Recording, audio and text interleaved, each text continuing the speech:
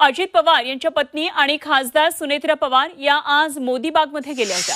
शरद पवार, सुप्रिया सुळे मोदीबागेमधल्या निवासस्थानी असतानाच सुनेत्रा पवार सुद्धा मोदीबागेमध्ये गेल्या आणि त्यामुळे चर्चांना एकच उधाण आलं।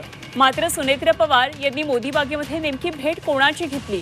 शरद पवार, सुप्रिया सुळे यांना सुनेत्रा पवार भेटल्या का याबाबत राजकीय वर्तुळात उत्सुकता आहे। तर एक तासानंतर सुनेत्रा पवार मोदीबागेमधून बाहेर निघाल्या, त्यामुळे मोदीबागेमध्ये नेमकी त्यांची चर्चा कोणाशी झाली राजकीय वर्तुळात याबाबत बरीच चर्चा रंगली आहे। तर कालच भुजबळांनी पवारांची भेट घेतली होती मुंबईमध्ये सिल्वर ओक या त्यांच्या निवासस्थानी, त्यामुळे महाराष्ट्राच्या राजकारणामध्ये वेगळ्या काही हालचाली सध्या सुरू आहेत अशी जोरदार चर्चा रंगली आहे।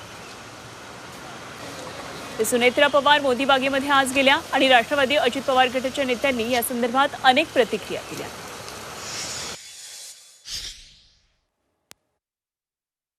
मी तुम्हाला सांगतो ना, ठीक आहे, राजकारणाच्या ठिकाणी ठेवा काय, पण ते कौटुंबिक सख्य आहे, एवढे वर्ष एकत्रित राहिलेलं आहे, ठीक आहे, मन मोठं करून जावंच लागतं। आणि पवारसाहेब जे आहेत शेवटी ज्येष्ठ नेते आहेत, ज्येष्ठ आहे, त्या पवार कुटुंबातले सगळ्यात ज्येष्ठ सदस्य म्हणा, वडिलकीचा ज्यांचा अधिकार ते आहेत, त्यांना भेटण्यामध्ये फार चांगली गोष्ट त्यांनी केली। मला या विषयावरती काय माहीत नाही।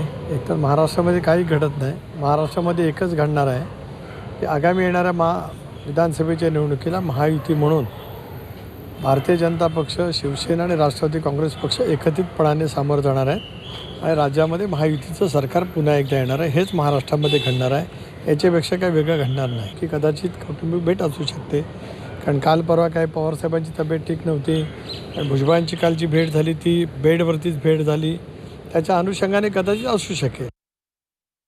राष्ट्रवादी काँग्रेस पक्षाच्या खासदार सुनेत्रा वहिनी पवार ह्या मोदीबागेमध्ये अजितदादांच्या भगिनी राहतात, त्या दुसऱ्या विंगेमध्ये राहतात, त्या त्यांना भेटण्यासाठी त्या ठिकाणी गेलेल्या आहेत। माध्यमामध्ये वेगवेगळ्या बातम्या दाखवून कार्यकर्त्यामध्ये संभ्रम निर्माण करण्याचा प्रयत्न केला जातोय। माध्यमाला विनंती आहे की त्या बातम्या थांबवाव्यात।